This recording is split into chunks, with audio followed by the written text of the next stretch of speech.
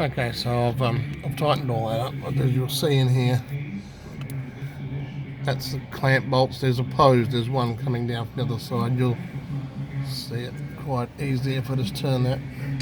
I have replaced that little nylon fan, so you can see the other one there now. If you take the shaft out and you've got your little fan and it's showing signs of wear, they pick up sticks and whatever you, and they do come to grief.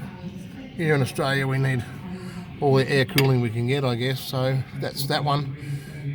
They pick up a lot of what we call honky nuts.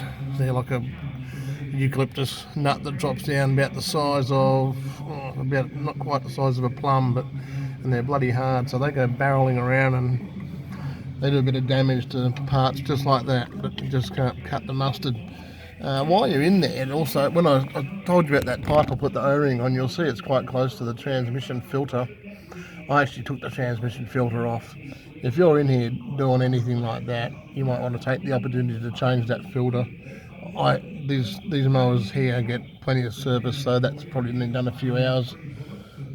Everything else, the other thing that I just noticed, so I've always been greasing these universal joints from the bottom, but you can turn these around. You can access it from through the fan belt area there with your grease gun and through the back end here, just in front of the fuel tank.